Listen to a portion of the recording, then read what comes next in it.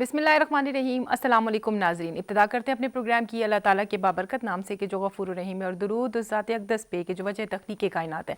मैं हूँ आपकी मेज़बान सैरिश मुनव्वर बुखारी, और उस पार आप हैं 92111214 हमारा नंबर है। इस पर कॉल करके आप हमसे गपशप लगा सकते हैं। कोई खूबसूरत बात हो आप ज़रूर शेयर करें। इस मीडियम के थ्रू प्रोग्राम को आगे लेके चलेंगे। इस वक्त हमारे पास स्टूडियो में डॉक्टर साहब मौजूद हैं। यकीनन किसी तारुफ के मोहताज नहीं है। बारहा आप डॉक्टर साहब को जुम्मे वाले दिन देखते हैं, लेकिन अब से आप मंडे को डॉक्टर साहब का प्रोग्राम देखा करेंगे। सेहत के हवाले से हम बात करेंगे, और यकीनन डॉक्टर साहब कोई खूबसूरत सही टॉपिक लेके आए होंगे। लेकिन पहले डॉक्टर साहब से सलाम दुआ कर लेते हैं। डॉक्टर मोहम्मद अरशद अवान साहब होम्योपैथिक के सीनियर डॉक्टर हमारे साथ मौजूद हैं। अस्सलाम वालेकुम सर। वालेकुम अस्सलाम। कैसे हैं आप सर? ठीक ठाक हैं? अल्लाह का एहसान है मैडम, अपना सुनाएं। शुक्र अल्हम्दुलिल्लाह। डॉक्टर साहब हमारा जो सीरीज़ चल रहा है वो शुगर के हवाले से जो बीमारियां हैं उन पे हम एक एक प्रोग्राम स्पेशली कर रहे हैं, जैसे कि लोगों को पता चल सके कि शुगर से कौन कौन से जिस्म के आर्गन्स हैं जो डैमेज होते हैं और इफ़ेक्टेड होते हैं, और जिनको सीवियर काज होता है शुगर के हवाले से अगर शुगर स्टेबल नहीं रहती। आज जो आपने टॉपिक सेंड किया था वो यकीनन शुगर के हवाले से आँखों के ऊपर क्या असरात मुरतब होते हैं, क्या बीमारियां लाक होती हैं, उस हवाले से है। ज़रा बताइएगा कि शुगर से आँखें कैसे इफ़ेक्ट होती हैं।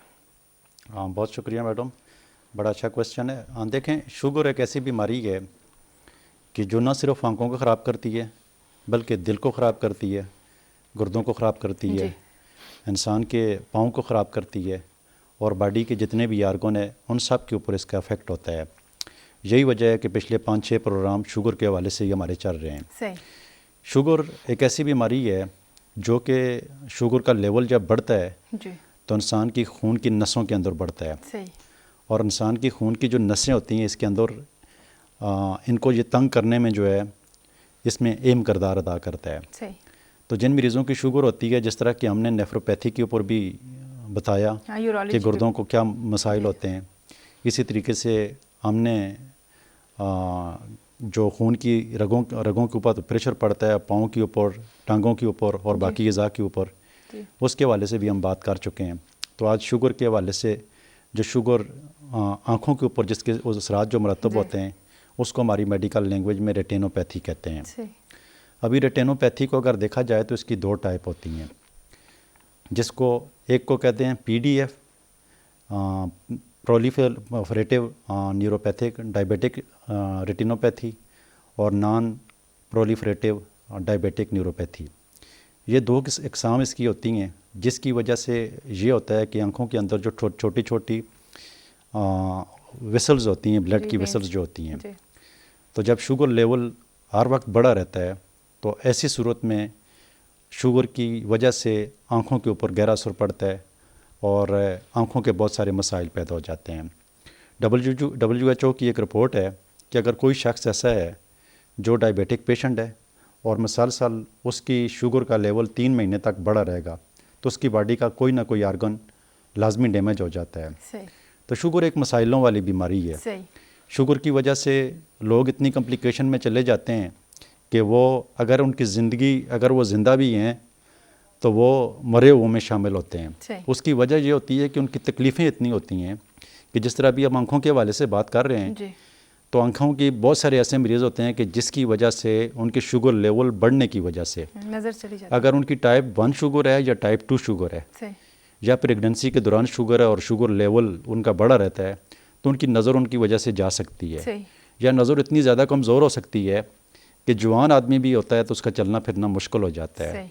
मैं अगर आपको बताऊं, पिछले दिनों मेरे पास एक 35 साल एक लड़की आई, औरत आई, तो वो बेचारी देख भी नहीं सकती थी, चल भी नहीं सकती थी। तो उसको किसी ने मेरे पास रेफ़र किया, बहरहाल उसको मैंने दवाई दी, दोबारा ये पता चलेगा कितनी बेहतरी आई है।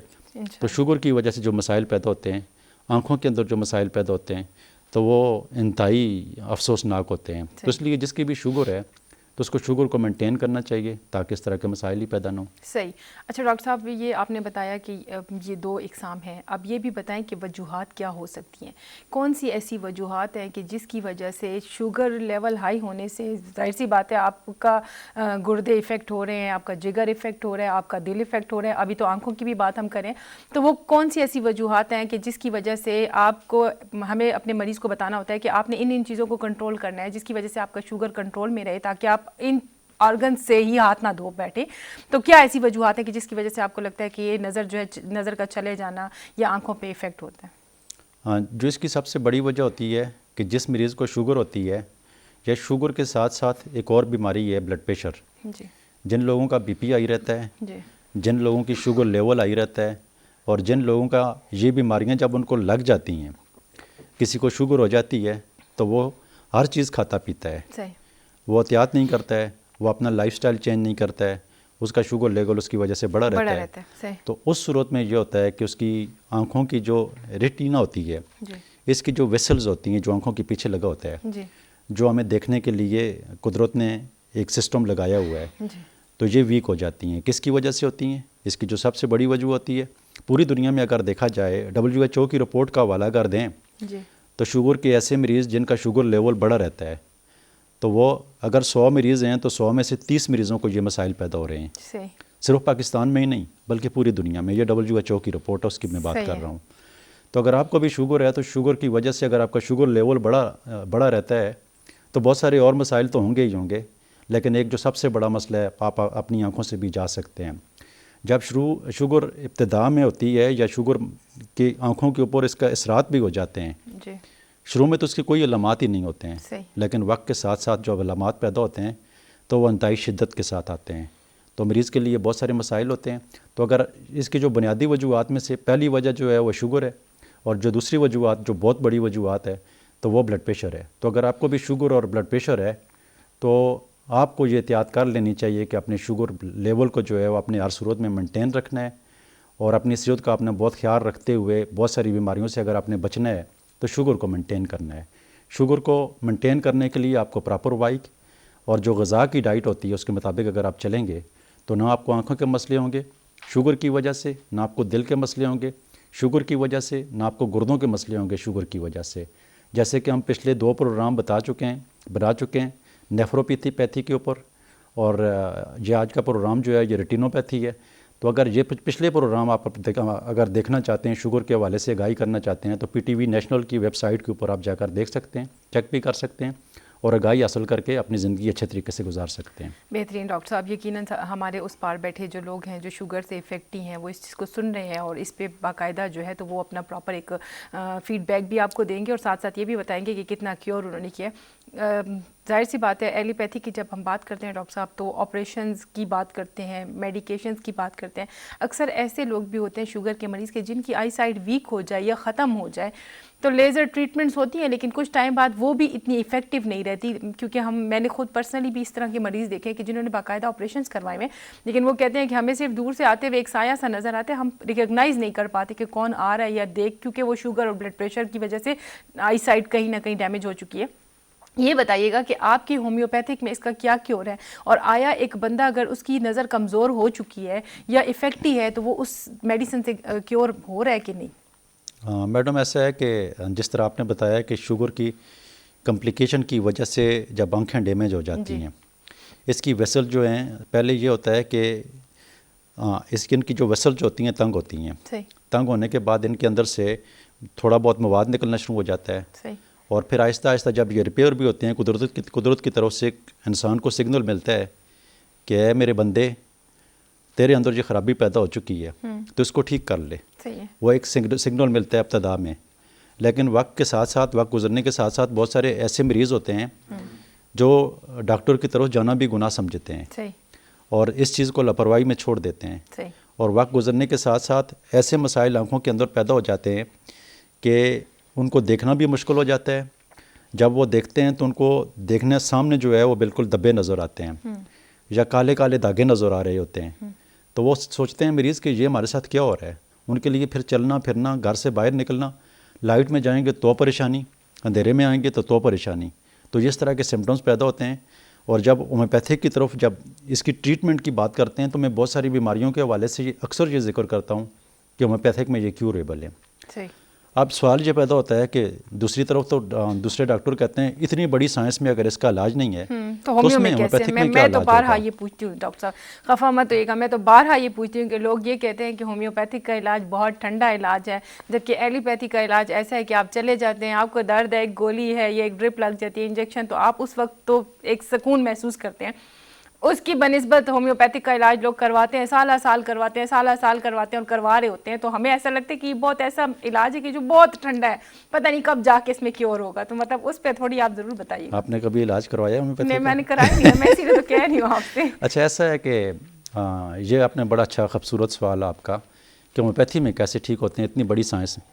تو میں یہ سمجھتا ہوں کہ میں چونکہ ہومیوپیتھک سائنس کا اسٹوڈنٹ ہوں، میں پچھلے 20 سال سے پریکٹس کر رہا ہوں، بہت سارے مریضوں کو دیکھ چکا ہوں، اور پوری دنیا سے یہ لوگ ہم سے رابطہ کرتے ہیں، پورے ملک سے ہماری کلینک میں لوگ آتے ہیں، علاج کرتے ہیں. صحیح.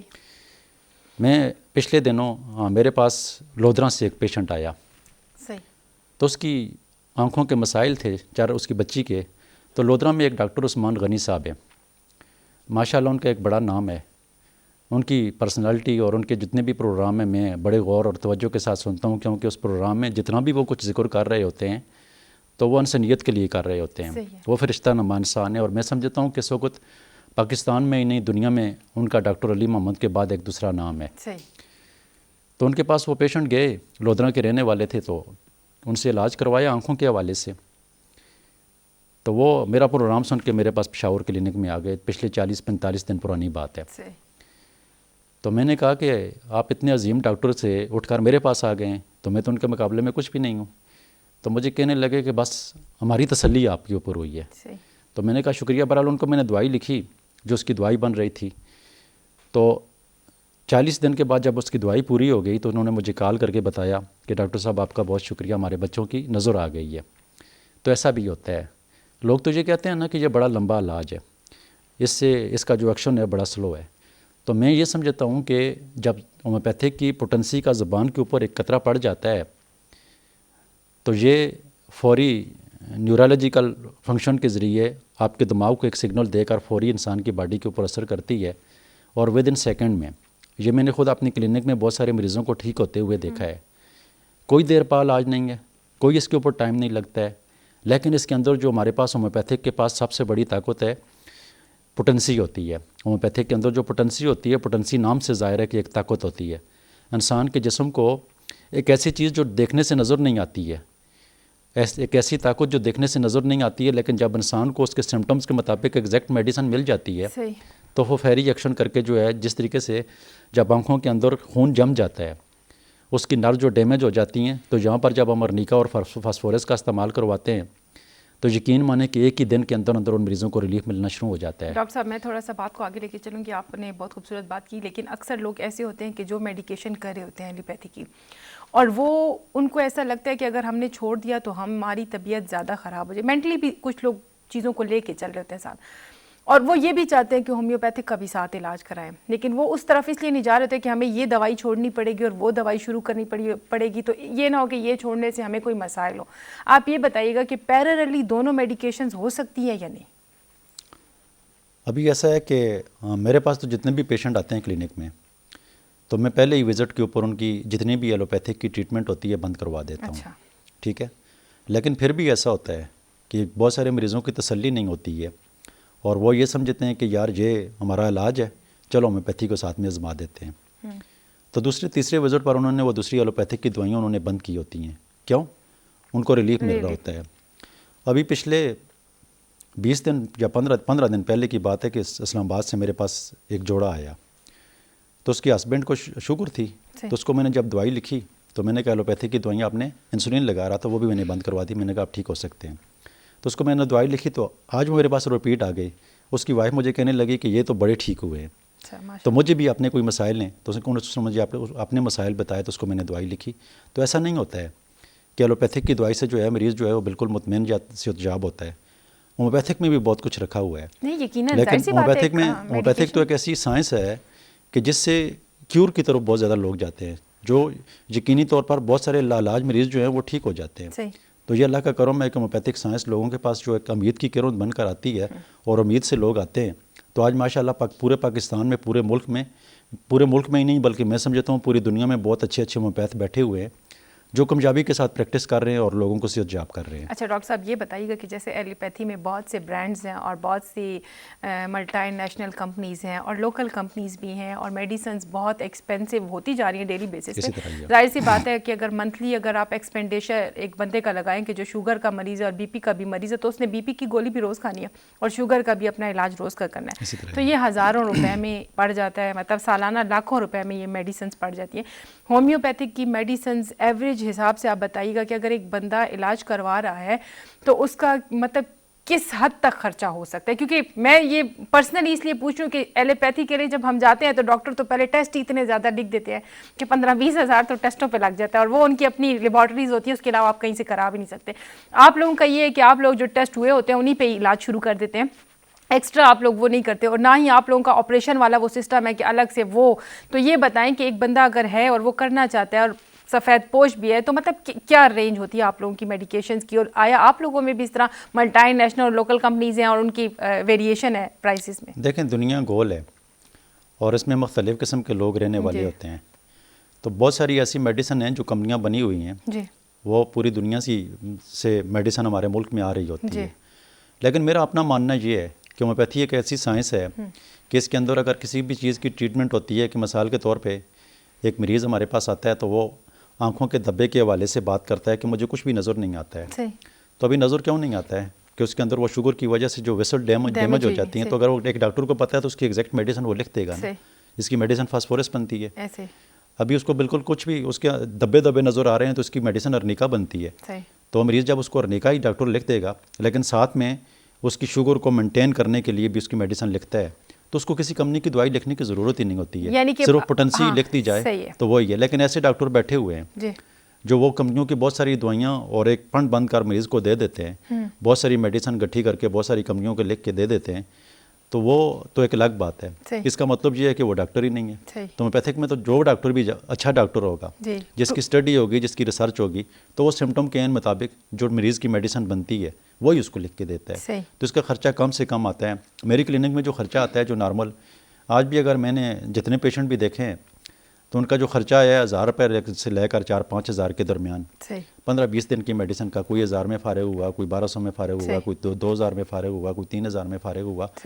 تو وہ چونکہ سر کے بالوں سے لے کر پاؤں کے ناخن تک ایک ڈاکٹر اس چیز کو ڈیل کرتا ہے اور ایلوپیتھک کی دوائیاں بھی بند کروا دیتا ہے, تو ایک ہی مریض میں 10 بیماریاں ہوتی ہیں, تو ان کو صرف ایک سنگل ہومیوپیتھک ڈاکٹر ڈیل کر رہا ہوتا ہے اور پھر اس کے رزلٹ بھی مل رہے ہوتے ہیں. میں آپ کو ایک اور بات بتاؤں کہ میں ابھی راستے میں جنید صاحب سے بھی بات کر رہا تھا کہ آج جتنے پیشنٹ بھی آئے ہیں, کسی ایک پیشنٹ نے بھی آ کر یہ نہیں کہا ہے کہ ڈاکٹر صاحب ہمیں فرق نہیں پڑا. اللہ کا کرم سے جتنے بھی مریض آئے ہیں وہ سارے صحت یاب ہوئے ہیں, تو ہومیوپیتھک بہترین علاج ہے. بڑی مہربانی, شکریہ ڈاکٹر صاحب, آپ آئے, بڑی خوبصورت گفتگو آپ نے کی. یقیناً آپ کو بلاتے رہیں گے. آپ کے آج کے اس سیشن اور پروگرام سے ہمارے جو اس پار بیٹھے ناظرین ہیں یقیناً ان کو فائدہ ہوا گا. ہم بہت مشکور ہیں آپ کے, آپ آتے رہیے گا, اور اسی طرح ہمارے پروگرامس میں جو ہے لوگوں کو ان کی آگاہی کے حوالے سے جو ایک مہم آپ نے شروع کی ہے وہ بتاتے رہیے گا. بہت شکریہ. اور ہم مشکور ہیں جی ہم اپنے ویورز کے بھی کہ جو ہمارے پروگرام کو دیکھتے ہیں, فیڈ بیک دیتے ہیں اور پسند کرتے ہیں, اور ساتھ ساتھ ڈاکٹر صاحب سے کنسرن بھی کرتے ہیں. یقیناً صحت جو ہے وہ کہتے ہیں تندرستی ہزار نعمت ہے, اور اپنی تندرستی کی خاطر آپ کو اپنا خیال رکھنا چاہیے اور اپنی صحت کا بھی خیال رکھنا چاہیے. اسی خوبصورت میسج کے ساتھ مجھے سیرش منور بخاری کو اجازت دے, بشرط زندگی پھر ملاقات ہوگی. اللہ نگہبان.